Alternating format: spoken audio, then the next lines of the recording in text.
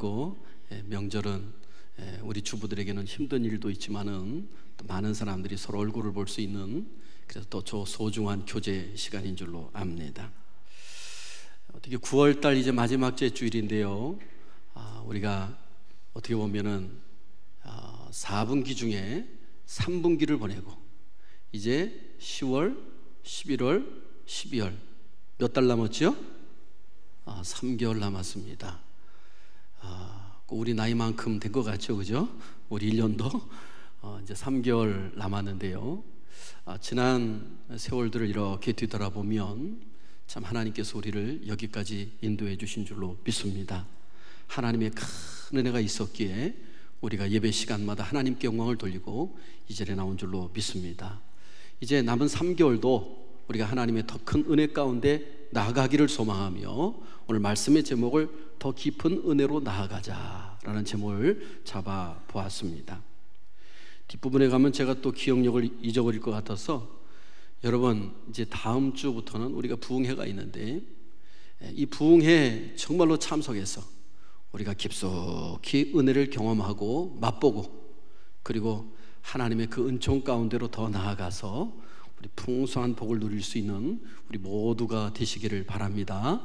아멘.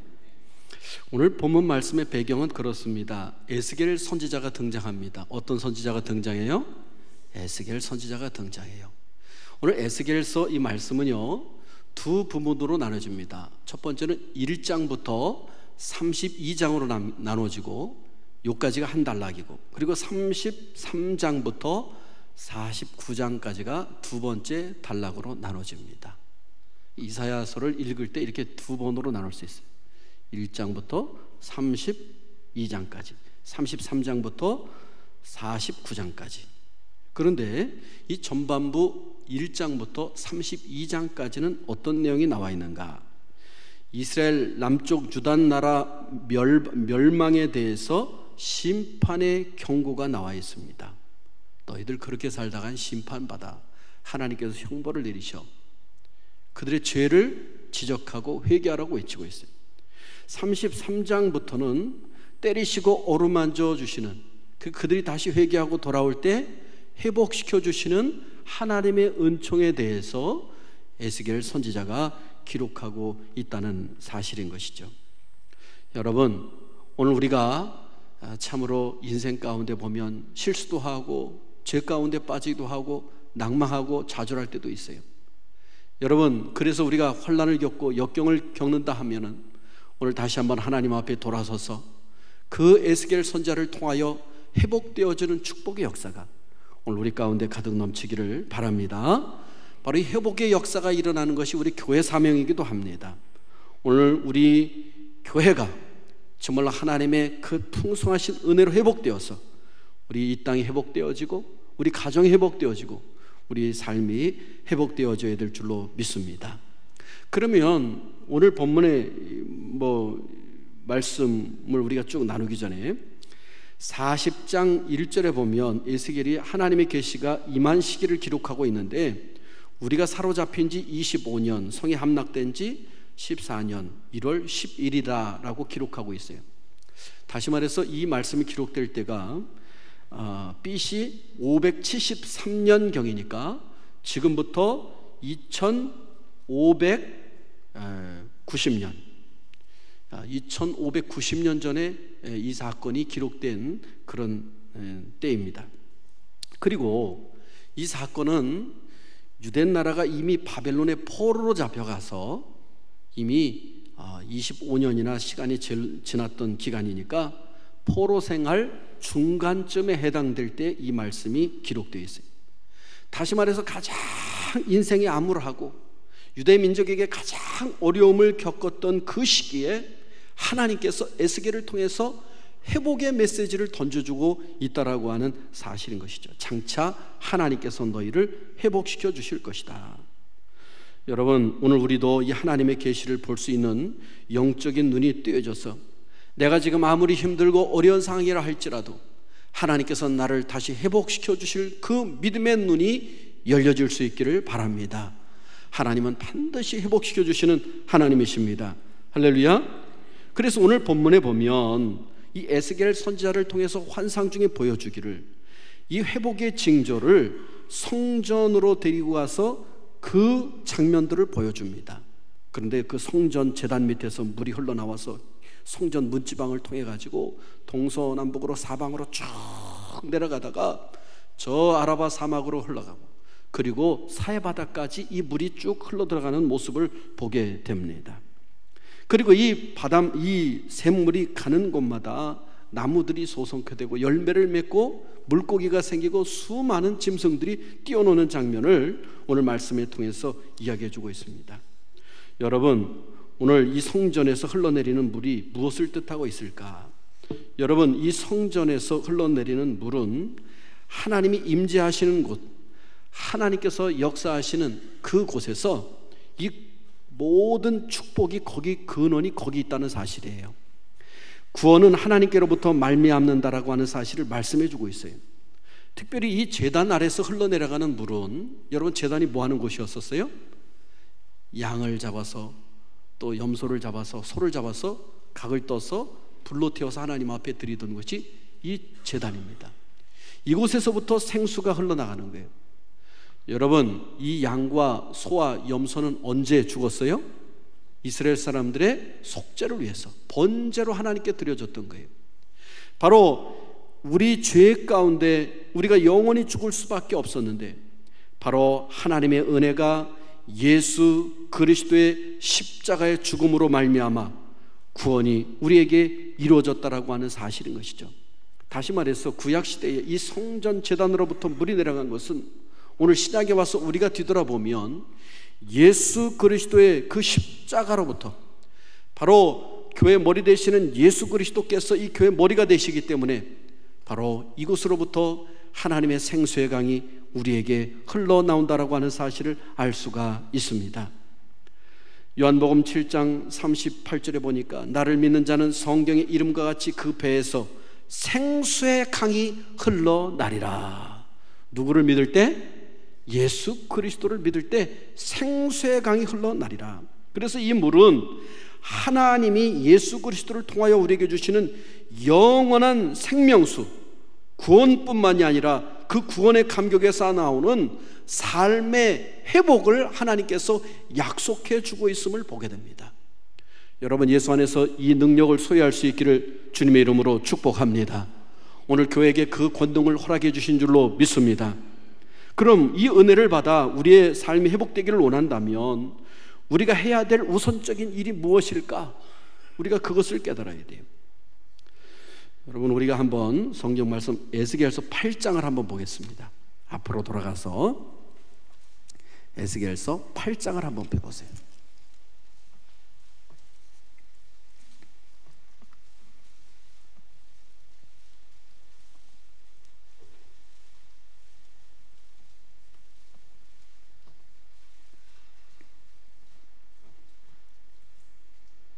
자, 8장 5절 말씀을 우리 같이 한번 읽어보겠습니다. 시작. 그가 내게 이르시되 인자야, 이제 너는 눈을 들어 북쪽을 바라보라 하시기로 내가 눈을 들어 북쪽을 바라보니 제단문 어기 북쪽에 그의 질투의 우상이 있더라. 자, 그 다음에 7절부터 또 10절까지 한번 보겠습니다. 같이 읽습니다. 시작. 그가 나를 이끌고 뜰문에 이르시기로 내가 본즉 담에 구멍이 있더라. 그가 내게 이르시되 인자야, 너는 이 담을 헐라 하시기로 내가 그 담을 허니 한 문이 있더라. 또 내게 이르시되 들어가서 그들이 거기에서 행하는 가증하고 악한 일을 보라 하시기로 내가 들어가 보니 각양 곤충과 가증한 짐승과 이스라엘 족속의 모든 우상을 그 사방벽에 그렸고. 자, 그 다음에 14절 말씀 같이 읽습니다. 시작. 그가 또 나를 데리고 여호와의 전으로 들어가는 북문에 이르시기로 보니 거기에 여인들이 앉아 단무스를 위하여 애곡하더라. 16절 말씀이 있습니다. 그가 또 나를 데리고 여호와의 성전 안뜰에 들어가시니라. 보라, 여호와의 성전 문 곧 현관과 제단 사이에 약 25명이 여호와의 성전을 등지고 낯을 동쪽으로 향하여 동쪽 태양에게 예배하더라. 자, 여러분 이 말씀 읽으면서 무엇이 생각납니까? 여러분, 이스라엘 백성들이 정신을 차리지 못하고 그들이 영적 상태가 어떠한가를 에스겔서 전반부에 이야기해 주고 있어요. 왜 하나님이 그들을 바벨론으로 포로로 잡혀가게 할 수밖에 없었는가? 여러분, 하나님의 성전에 그들이 어떤 일을 하고 있습니까? 이 제단에 가증한 우상을 만들어 놓았어요. 여러분, 10절에 보니까 70명의 장로들, 교회 지도자들이 성전 안 사면 벽에 가증한 우상 그림을 그려놓고 거기에 분향을 합니다. 각종 곤충과 각종 우상을 그 사방 벽면에 그리고 거기서 분향하고 있어요. 여러분, 14절 아까 읽었습니다만 북문의 여인들이 그 단무스를 향해서 애곡한다라고 하고 있어요. 이 단무스가 뭐냐면 바벨론 풍요의 신이에요. 땅의 신이에요. 그 신에게 우리에게 복을 달라고 울며 기도하고 있는 장면을 오늘 말씀에 이야기해 주고 있는 거예요. 에스겔을 데리고 또 하나님께서 성전에 가셨는데 16절 보세요. 현관과 이 제단 사이에 25명이 여호와의 성전을 등지고 동쪽을 향해서 무엇을 숭배하고 있어요? 태양을 숭배하고 있어요. 요르단이라고 하는 지역에 가서, 제라딘인가요?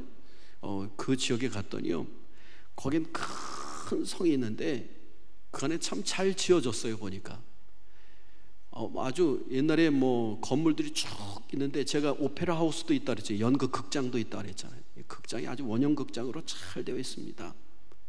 거기에는 말들로 경주할 수 있는 경주장도 있고요. 그리고 한쪽에는 보니까 신전들이 많아. 신전들이, 그 여신을 섬기는 신전도 있고 또 태양을 숭배하는 태양 신전도 있고, 아이러니컬한 거는 거기에 나중에는 하나님의 성전도 건축을 했어. 그러니까 그 안에 그 신전들이 여러 개가 이렇게 있더라고요. 여러분, 바로 이스라엘 사람들이 그 성전에서 우상을 숭배하고 가증한 일들을 하고 있다는 거예요.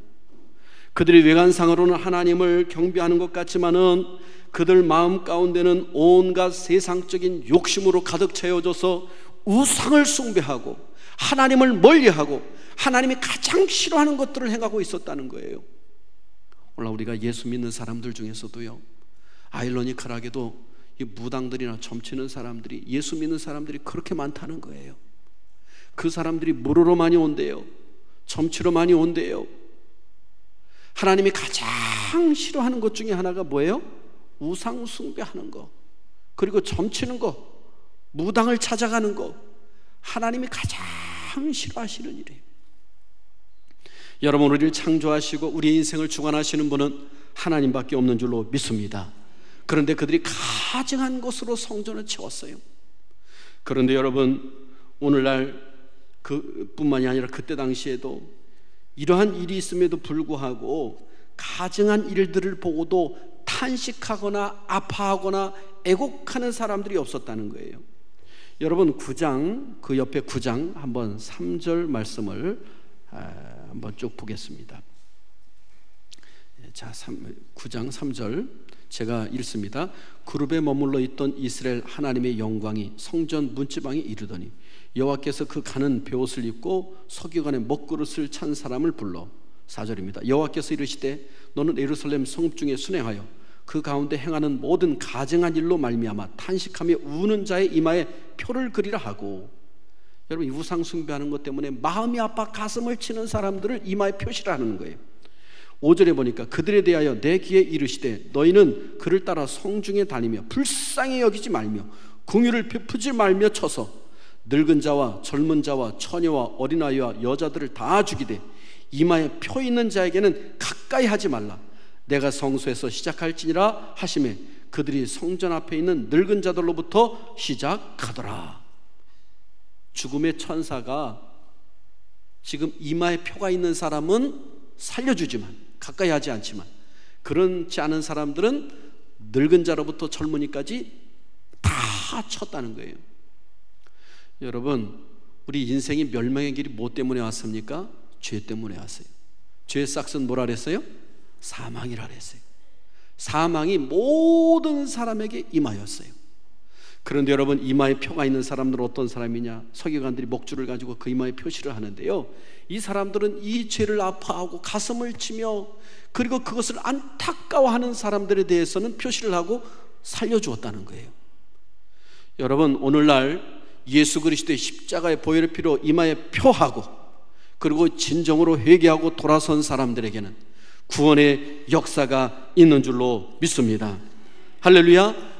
내가 지은 죄를 탄식하며, 이 땅의 죄를 탄식하며 하나님 앞에 가슴을 치며 회개하는 백성들에게는 하나님께서 긍휼과 은혜를 베푸신다는 사실을 말씀해주고 있다라고 하는 사실인 것입니다. 여러분, 하나님의 백성의 무기력함의 원인이 어디서부터 있습니까? 우리가 신앙생활을 한다고 하지만 무기력한 삶을 살고 있는 이유는 하나님께서 원하시는 삶을 살아가지 아니하고 하나님이 원치 않는 죄악의 길을 가기 때문인 거예요. 예수 믿는다고 타이틀은 걸었는데 나의 생활은 세상 사람과 똑같습니다. 별반 다르지 않습니다. 선민이라고 자부하지만 제 가운데 살아갑니다. 성전에서 예배한다라고 그들이 말하지만 실제로는 가식적인 예배고, 우상을 숭배했던 그 제사장들과 그 성 안의 모든 사람들과 같은 일들이 우리 안에 벌어지고 있지는 않습니까?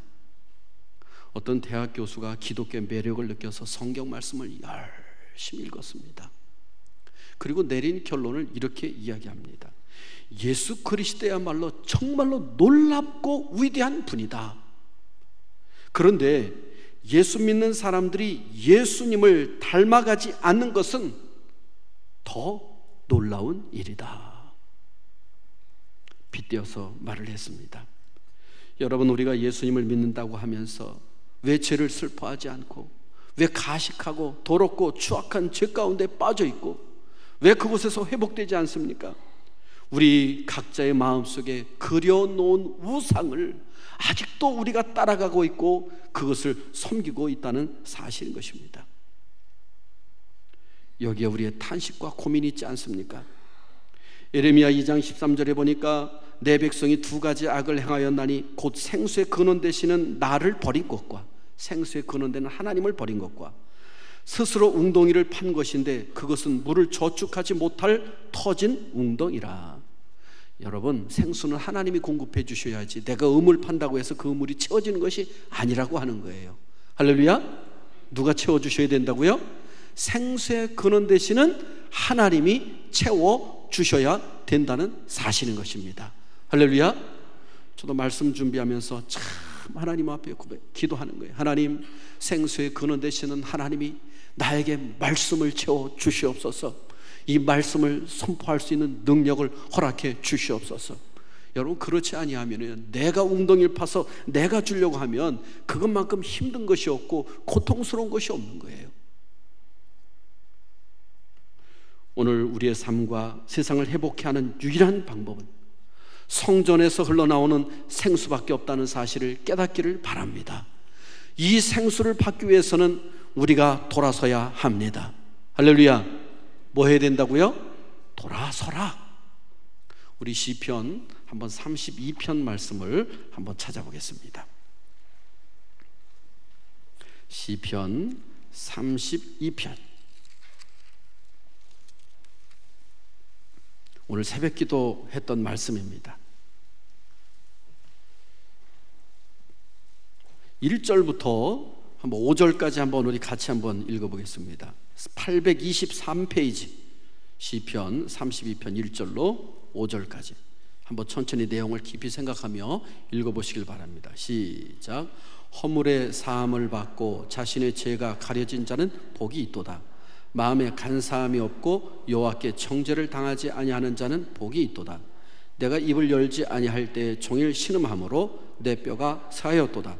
주의 손이 주야로 나를 누르시오니 내 진액이 빠져서 여름 가뭄에 마름같이 되었나이다. 내가 이르기를 내 허물을 여호와께 자복하리라 하고 주께 내 죄를 아뢰고 내 죄악을 숨기지 아니하였더니 곧 주께서 내 죄악을 사하셨나이다. 아멘. 아멘. 사랑하는 성도 여러분, 복 있는 사람이 어떤 사람인 줄 압니까? 이 땅에서 형통하는 사람이요? 오래 건강하게 사는 사람이요, 재산을 많이 가지고 있는 사람이요, 이 땅에서 이름이 높아진 사람이요, 많이 배워서 지식이 풍성한 사람이요, 물론 그것도 복입니다, 세상이 말하는. 근데 성경이 복에 대해서 우리에게 분명하게 말씀해 주고 있어요. 시편 1편도 보면 여러분 뭐라고 말씀하고 있어요? 예? 복 있는 사람은 악인의 집궤를 쫓지 아니한다. 복 있는 사람이 죄에 빠지지 않는 것이 뭐 한다고요? 복 있는 사람이다. 오늘 32편도 복에 대한 개념을 분명하게 우리에게 말씀해 주고 있어요. 사실 원어로 보면 허물이 상을 받고 자신의 죄가 가려진 자는 복이 있도다 그렇습니다만은 처음에부터 선언해요. 복이 있도다, 허물의 사함을 받고 자신의 죄가 가려진 자여 라고 하고 있습니다.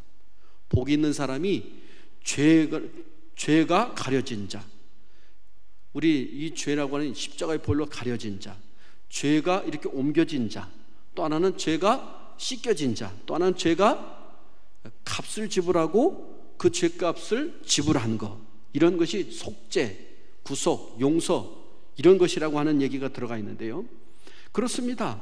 허물의 사함을 받고 자신의 죄가 가려진 자, 옮겨진 자가, 예수 그리스도에게 옮겨진 자가 어떤 사람이에요? 복 있는 사람이에요. 여러분 예수 그리스도를 믿습니까? 할렐루야, 할렐루야. 내가 회개하지 아니하고 입을 열지 아니할 때는 내가 종일 신음함으로 내 뼈가 사여졌다 말해주고 있어요. 주의 손이 주야로 나를 누르시오며 내 진액이 빠져서 여름 가뭄에 마름같이 되었나이다. 내가 회개하지 아니하면 그 마음의 양심의 고통을 느끼고 삶의 어려움이 온다는 거예요. 하나님이 나를 누르고 정말로 마름 가뭄에 진액이 빠져나간 것 같이 오히려 그것이 축복이라는 거예요. 죄를 지었는데도 편안하다, 안전하다 하면은 그건 오히려 저주라는 거예요. 사랑하는 성도 여러분, 오히려 이러할 때 우리가 회개하고 돌아설 수 있다는 거예요. 여러분, 이렇게 고통과 역경이 오기 전에 하나님 앞에 돌아서서 회개하고 하나님의 은혜를 경험할 수 있는 우리 모두가 될 수 있기를 주님의 이름으로 축복합니다. 이 성전에서 물이 흘러나옵니다. 이 물이 흘러나오는 것은 언제 나오느냐? 에스겔서 40장부터 46장에 보면 성전이 새로 건축됩니다. 성전이 건축되고 회복되어집니다.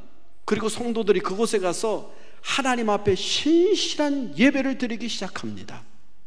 죄가 용서함 받고 하나님의 성전이 회복되어지고 가증한 것들이 다 제하여 버리고 예배가 진실된 예배를 드리는 곳에 뭐가 임재한다고요? 하나님의 생수가 터져 흘러 나온다는 사실을 말씀해 주고 있습니다. 여러분, 이 말은 성도가 신앙이 회복되어져야 됩니다. 할렐루야. 무너진 단이 다시 수축될 때 하나님의 불이 임할 줄로 믿습니다. 교회에서 드리는 예배가 회복되어져야 됩니다. 그럴 때 하나님의 생수의 강이 흘러넘칠 줄로 믿습니다. 우리 성도들이 주일을 빠지고 예배를 빠지고 하나님과 점점 관계가 멀어지면요, 이 생수를 공급받지 못하는 거예요. 이 예배가 회복되어져야 하나님으로부터 오는 생수를 공급받을 수 있는 거예요.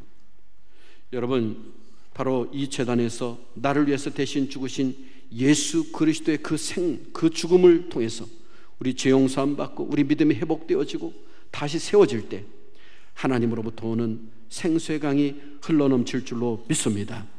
그래서 신령과 진정으로 드리는 예배, 구원의 감격 위에 마음을 쏟아붓는 예배를 드려질 때 바로 우리에게 이 생수가 흘러넘칩니다. 구원의 감격 위에 마음을 쏟아붓는 예배자가 될 수 있기를 주님의 이름으로 축복합니다. 오늘 본문을 보니까 물이 이 제단 밑에서부터 흘러나와서 문지방을 흘러서 천척을 가고 나서 하나님께서 에스겔에게 이 강을 건너라는 거예요. 강을 건너보니까 이 발목에 차고 있는 거예요. 또 천척 한 500m를 또 가서 물을 건너라는 거예요. 이번엔 건너니까 무릎을 차는 거예요.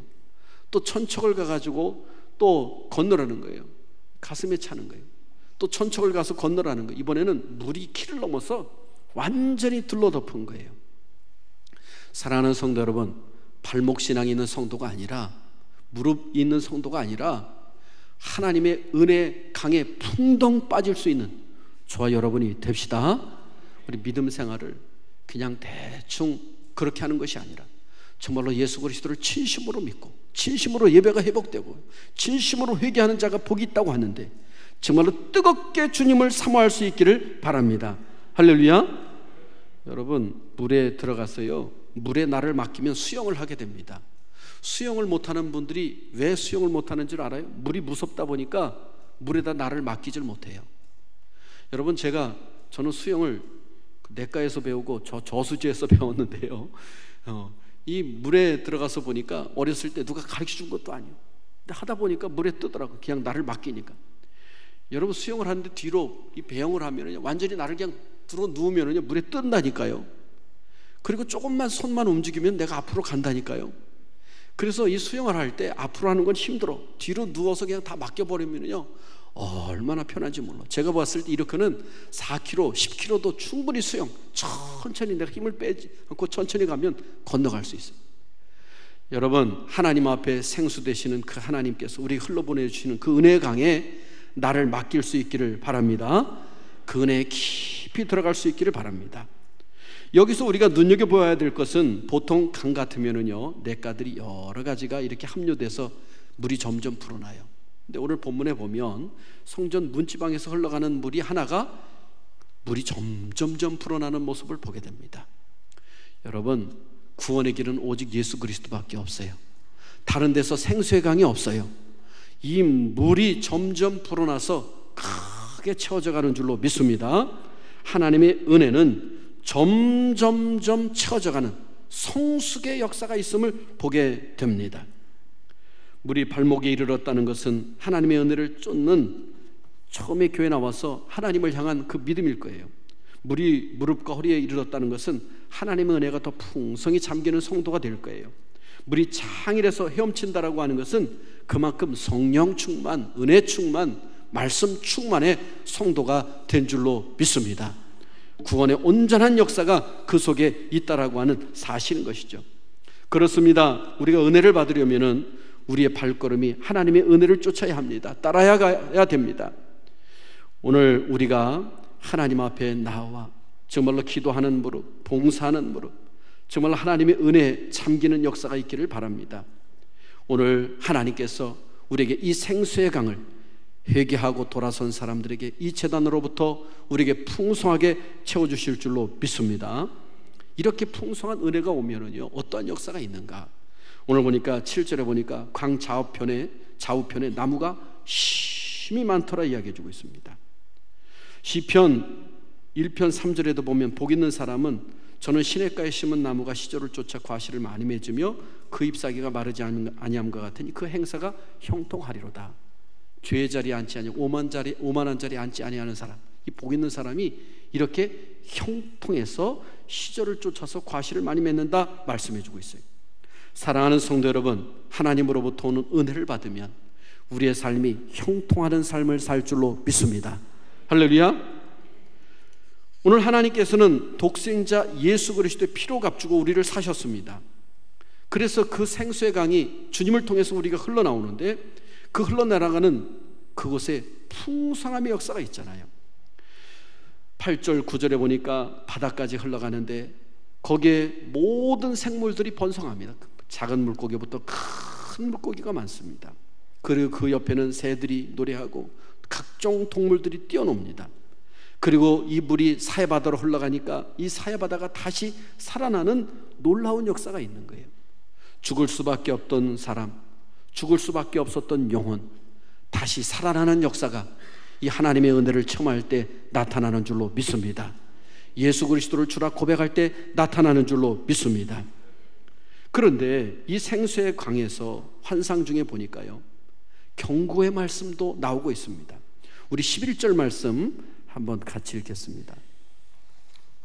우리 아까 본래로 돌아가서 에스겔서 47장 11절 말씀 제가 읽습니다. 찾은 분은 같이 읽습니다. 시작. 그 진펄과 개펄은 되살아나지 못하고 소금 땅이 될 것이며. 여기 진펄과 개펄은요, 사해바다를 가면은 사해바다 뚝이 있어요. 뭐 바다라고 하지만 사실은 큰 호수죠. 그런데 그 뚝에 보면은 소금이 하얗게 되어 있고요, 때로는 이 홍수가 나서 이 바다가 범람하면 그 옆에 이렇게 웅텅웅텅 파진 웅덩이들이 있는데 여기에 이 물이 들어가서 그대로 증발해 버리니까 뭐가 되면 소금이 하얗게 남아요. 이것을 진펄이라고 하는데요. 여러분, 바로 모든 생물이 소성케 되고 일어남에도 불구하고 바로 이 진펄과 같은 사람들이 있다는 거예요. 이 사람들은 정말로 이 생수의 강이 흘러나와도 정말로 이 은혜의 강가로 들어오지 못하고 그렇게 있기 때문에 그들에게는 여전히 저주와 심판이 있음을 말해주고 있다라고 하는 사실인 것이죠. 하나님의 은혜를 외면하거나 하나님의 은혜를 받지 못하고 자기가 스스로 웅덩이를 판 자들에게는 이러한 일이 있다라고 하는 사실인 것이죠. 여러분, 오늘 우리가 교회를 나와도 변화되지 않는 성도가 있습니까? 이 시간 마음을 돌이켜 주님을 향하여서 나갈 수 있기를 바랍니다. 진펄과 갯벌과 같은 마음이 우리가 예수 그리스도의 말씀으로 완전히 갈아엎으시고 옥토가 되기를 바랍니다. 할렐루야. 예수 진정으로 믿을 때 우리에게 그렇게 옥토가 될 줄로 믿습니다.